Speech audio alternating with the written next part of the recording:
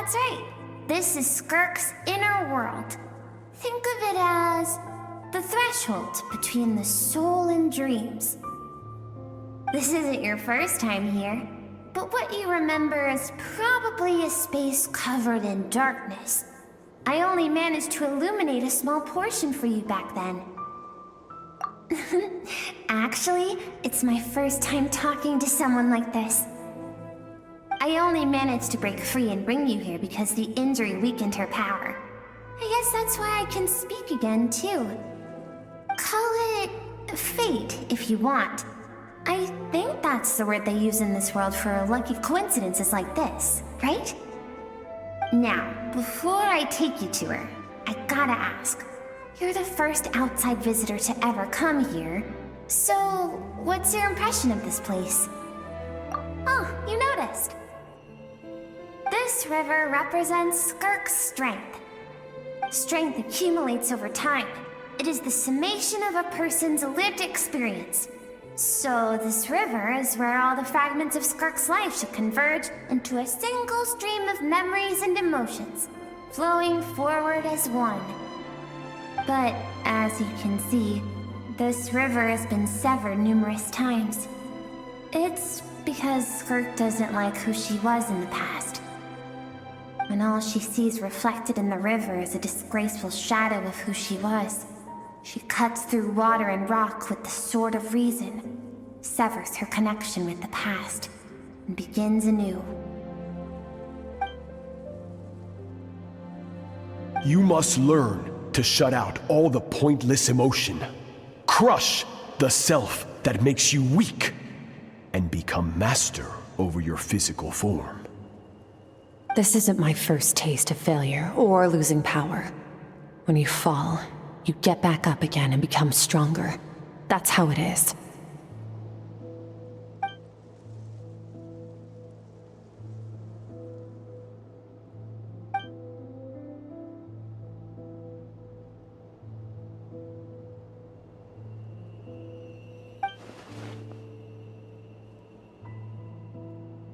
The answer to one mystery invites another question, I see.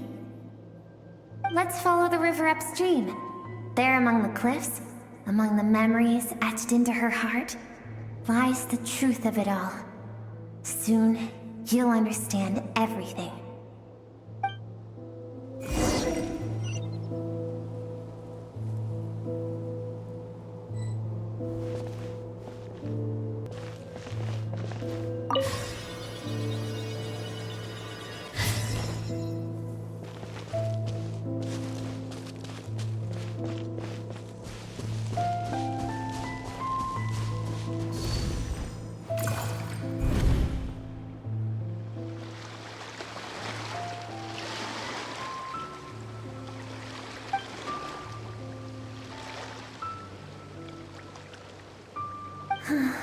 I've always thought that, even when falling leaves don't come from the same tree, they can still form bonds of kinship when they meet.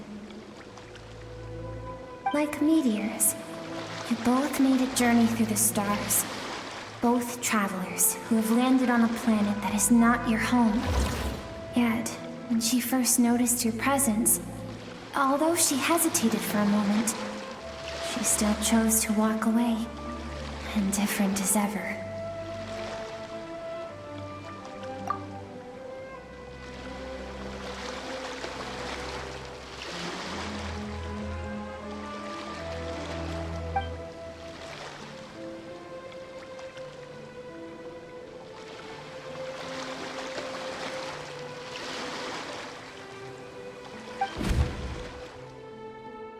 Seems like you've answered your own question. Skirk sees herself as a trespasser in this world. She's made a conscious choice to avoid altering its path. But the reason for that decision stems from events much earlier on in her life. Let's keep going. It's still a long way to the source of the river.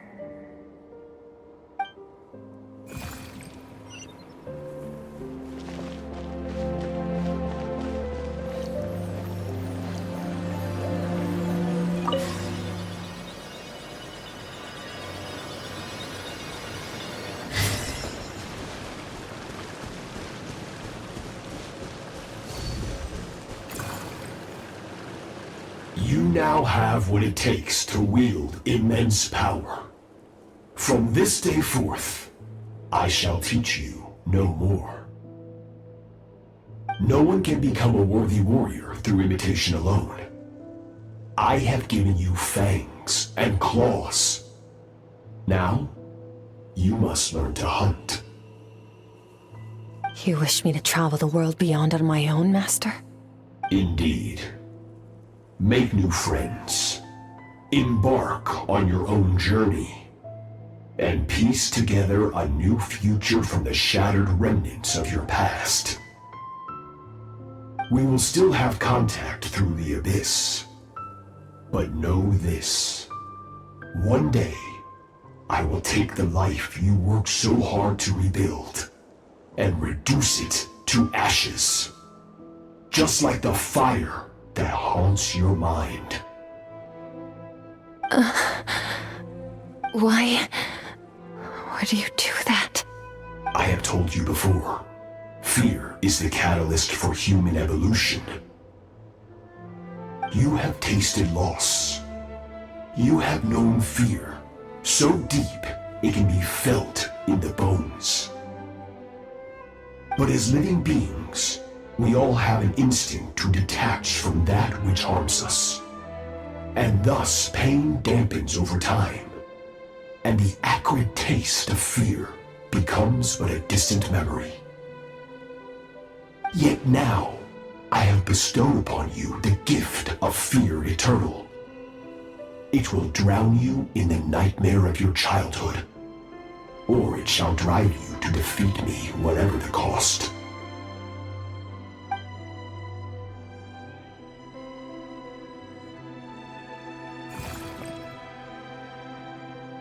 That is what Skirk's master, the foul Sertologi, looked like at one point in time. Of course, as a higher being, physical form is a triviality to him. He could appear as a beast, a human, or even a monster that defies description. The form you see him in here, clad in abyssal armor, is the one he usually wears when traveling through the stars.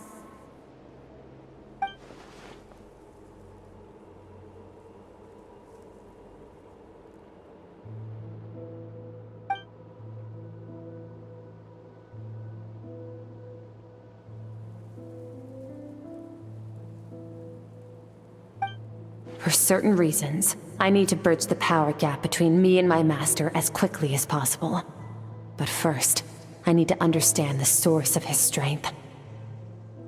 To do that, I need to follow in his footsteps, walk the path he once walked, and somewhere along the way, I'll find out how to defeat him. That is my sole focus and purpose.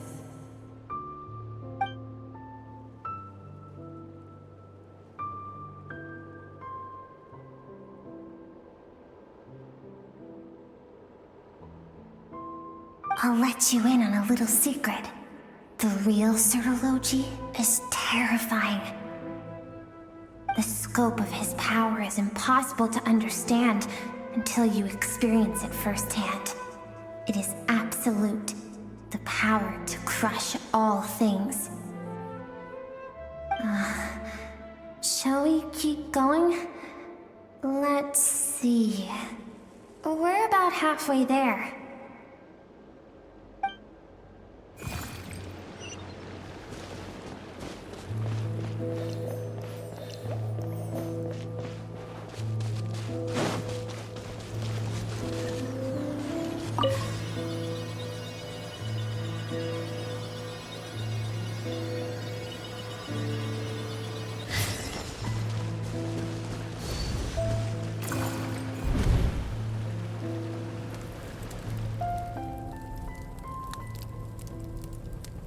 We've made it quite a ways already. This is Skirk, when she first began training under Sertologi. I have set your broken wrist. Tomorrow, you're to train twice as hard. No tears this time. Good. Attempting to garner sympathy through tears is a habit of the weak. A pitiful, useless ploy. Can I ask a question, Master? Why did you save me? I keep thinking, maybe it would be better if I had died. I wouldn't be haunted by that fire all the time. I wouldn't have to go on like this. I saved you because I have a plan for you. It has been too long since I fought a battle that demanded my full strength, and I hunger for it. Every so-called genius and prodigy I have faced has crumbled like sand underfoot. Before me, even fate bends the knee. So, I will teach you everything I know, train you by whatever means necessary, in the hope that one day, you might surprise me. But I don't want to draw my sword against you, Master. What you want matters little. Among the boundless sea of stars, the cries of the weak are but faint murmurs that disappear into the void. You of all people know that well. Yes, Master. From that day forward, all she knew was grueling training, emptiness, and fatigue. After some time, her talent bloomed, and she gained control over her emotions, like her master. How should I put it? It was not that human emotion disappeared from her heart, but that reason came to dictate all she was allowed to feel. I suppose it was at this point that she became the Skirk you know today.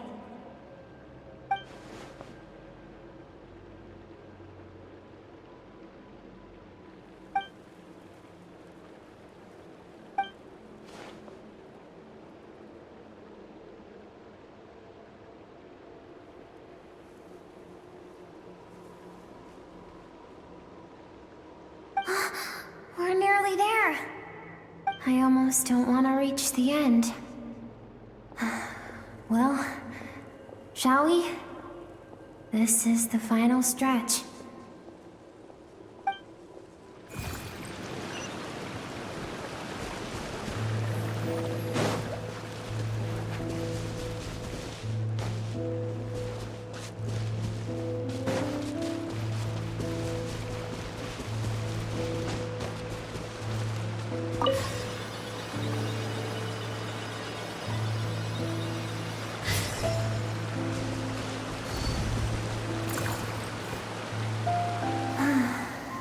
These are Skark's happiest memories. What a simple and carefree time it was. Wisps of clouds dotted the sky. The sun bathed everything in golden light. And when song filled the air, not even the shyest of flowers could resist swaying along. This is Skark's homeland. She was so curious about everything as a child. Always skipping school to go exploring instead. There was so much to discover. The treasures at the bottom of the sea, the secrets beyond the stars, and that merchant ship packed with adults wearing those strange clothes. Yes, the ship. That was the beginning of the end. It was a spaceship. When it arrived, the people that disembarked wore smiles on their faces and spoke of friendship. They claimed to be merchants from a neighboring planet, looking to establish trade. Skark's parents, her relatives, her neighbors, everyone welcomed the newcomers with open arms and allowed them to explore the planet. To them, the visitors were guests and should be treated with hospitality. No one had any idea of what was to come. Several months later, an army of unknown origin arrived without warning and carried out a ruthless campaign to destroy everything. and everyone on the planet. Scark had skipped school that day, like so many times before, so she was not caught in the immediate wave of destruction. But when she came home that day, only fire and ruin awaited her. Countless people cried out to her for help. People she knew and loved. Friends and relatives. The little girl who lived next door. The shop owner with the bad leg. The bad-tempered teacher she had made fun of just that morning. Their lives were discarded like worthless trash as the fire consumed one life after another. Skirk was helpless. All she could do was run. And so she did. She kept running until an unexpected figure crossed her path. If Sertology hadn't been there in that moment, the fire would have claimed her life too. And there she would have remained, left to rot in the scorched earth, with no answer as to why any of this was happening.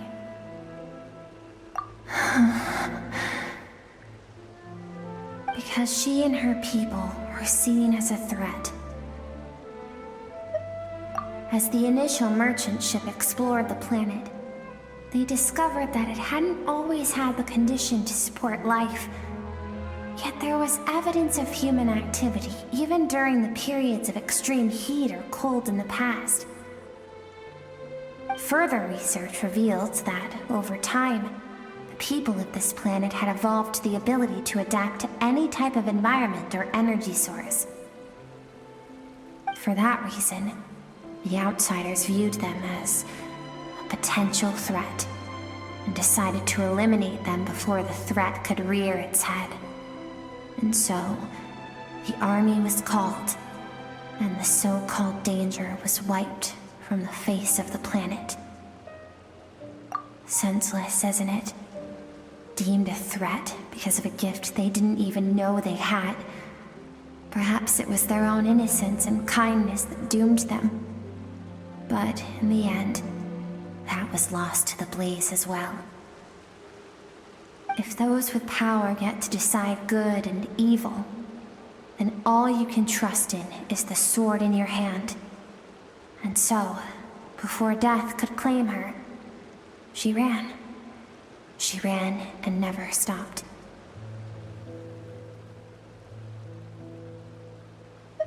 No one wants to relive their most painful moments. Well, that brings us to the end of the story. This is as far as we can go. Skirka's waiting over there. For both of us. Let's go to her. It's time to fulfill my purpose. And my greatest wish over all these years.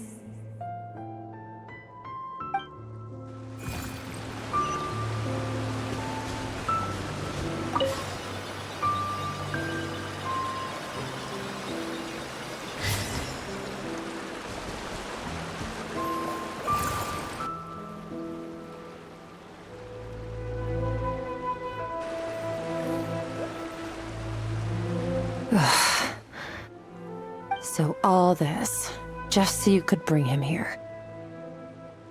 I have things to say to you. Well, to me. I want someone to witness our reconciliation, even if it takes an argument to get there. And he is the best choice in this moment. Her suppressed emotional self. The version of herself she keeps locked in the recesses of her mind, stifled by reason. All those rejected impulses, those discarded aspects of your past selves, they are a part of me now. I am who you used to be, someone you have refused to face for too long. So, I came to face you instead. You're wrong. I've faced you all along. And that's exactly why I keep you locked here. Your existence makes me weak. Moments of joy and longing are when we are most vulnerable. Don't forget, it was a penchant for goodness over reason that doomed our homeland in the first place. The vastness of the universe renders everything insignificant. Our feelings most of all. Even so, learning from the mistakes of the past doesn't have to mean erasing everything. Strip yourself of your so-called weaknesses, emotions like kindness and empathy, and what makes you any different from the ruthless soldiers who slaughtered our people? The difference is that I'm doing what is right, what is necessary. I allow you to exist, but with limited freedom. That is the greatest kindness I can offer. I have shouldered everything you couldn't carry. I rose above the numbness and emptiness, and it was cold, unfeeling reason that brought me this far. It made me who I am. It made me strong. That is the problem. I want to shoulder those things together. On the grand scale of the entire universe, maybe our feelings are vanishingly small, but why should that mean they don't matter? Emotion gives warmth to the cold expanse of space. It gives meaning to the world around us. Think back to those nights of gazing at the stars, those afternoons of exploring the unknown. Think back and let them grant you peace. A brief respite from the pressure you put on yourself.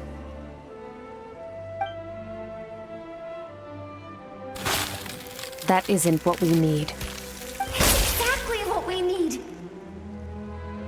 Aren't you curious about why recovering your strength has taken longer than normal this time? Finally, you get to the important part. That is the only answer I came here to find. Then look around. Look at your inner world. You cast aside your dreams and curiosity, and in doing so, you lost your original motivation. You severed all connection to who you used to be, so you can no longer draw strength from your past. Now, the only things driving you forward are fear and survivor's guilt. But these cannot take you far enough. And so, this river, the source of your strength, grows more polluted by the day. And do you think that means I should seek help from a weak little thing like you?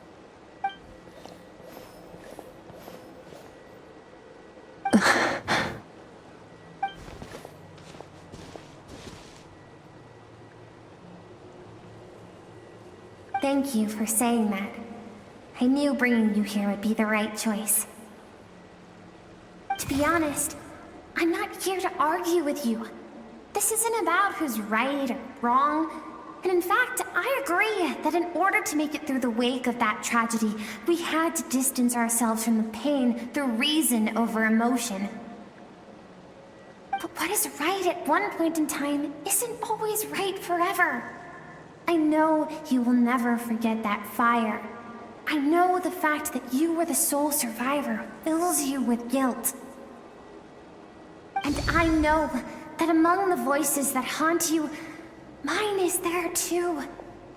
Because deep down, you know that you didn't turn out to be the person you wanted to be. All those unfulfilled hopes are like knives to the heart. And I don't want you to hurt anymore. So even if you can't accept me, I hope, at least, that you can let go. I keep thinking, maybe it would be better if I had died. I wouldn't be haunted by that fire all the time. I wouldn't have to go on like this.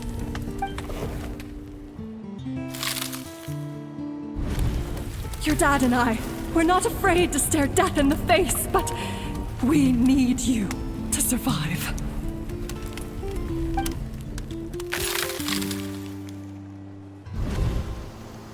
I'm sick of being a kid. There's so many amazing things out there, and I'm ready to see them all.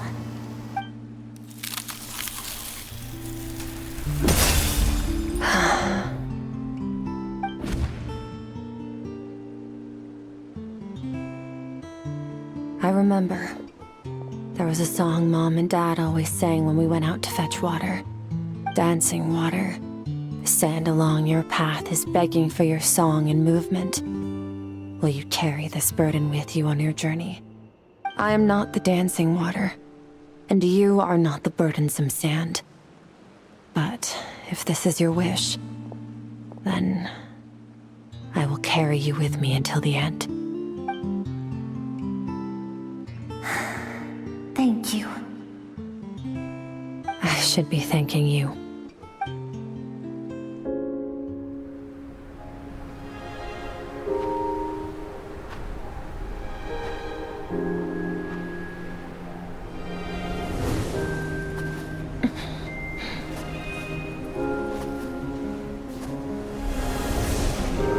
Run, Skirk, run! Remember, leave no one alive! Heed my words, Skirk. Let fear take root in your soul. Did you survive? Why was it only you? Skirk, did you become a positive light in this world?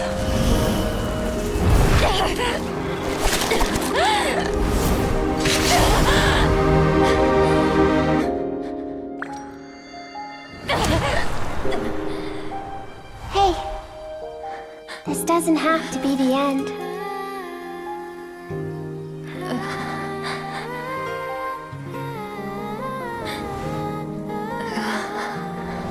Life is a gift. Don't let darkness claim it.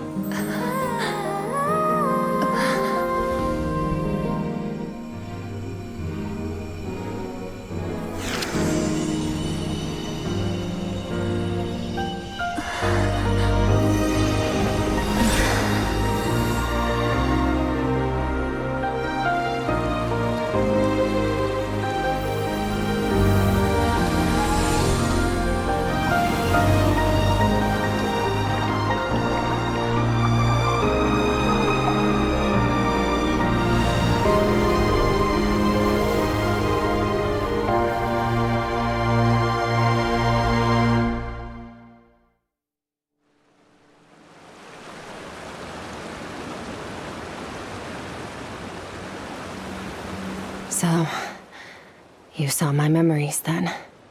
I once asked my master if survival of the strongest was the law of the universe. He said no. But in a world without order, those with no moral boundaries tend to be the ones who survive. That's why, after hearing his answer, an idea came to mind. An idea that, one day, I would create a new world order. One in which there would never be another tragedy like that fire. One in which power was not the law of the land. But that means I must defeat him. Because my master, Sertologi, is, at the core, a defier of all rules and order. Yes, and not just because of the gap in our abilities, but also because I have no reason to see him as an enemy. Although his decision to train me was not made out of kindness, he did everything a master should. He saved my life, taught me the sword and the principles of strength. And for that, I respect him. I know, and it's not something I want. But Master never goes back on his word. I have to treat everything he says as a promise. He's no longer into that, but he sends me messages through the abyss every now and then. Most of them are simple greetings, or an answer to one of my questions. Every time I hear from him, my heart skips a beat. And I wonder if this is the moment where he'll finally appear before me and tear down everything I've built to pieces. Maybe that means I do live in eternal fear, just like he said. Yes, I respect him, but I'm also afraid of him. And for that reason, the pursuit of strength consumes every moment of my life. I don't know what Master has planned, but I have to be ready. Help me? Why? This isn't your fight.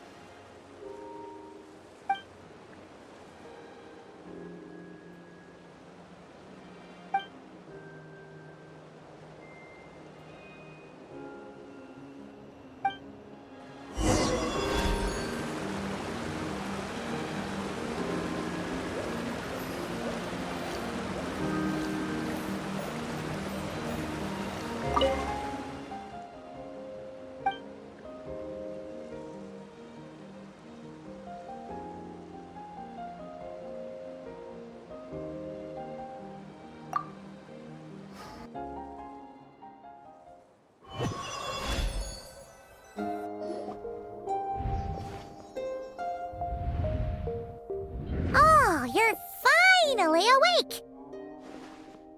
Honestly, Paimon was gone for like 2 seconds and then she comes back and finds you both unconscious? Oh, you scared Paimon half to death!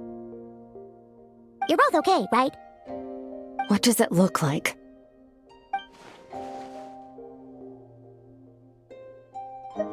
Only water from the source can cleanse the rot and filth that flows from the past into the future.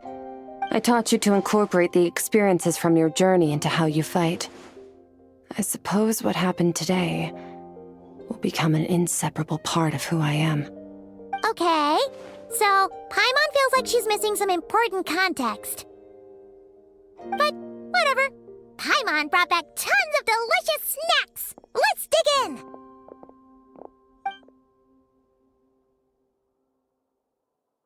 All right.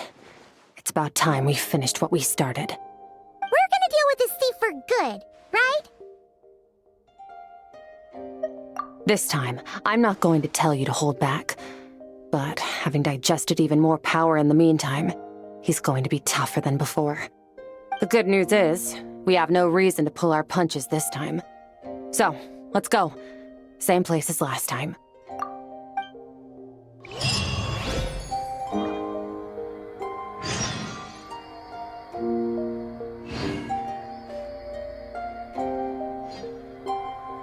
Extinguished!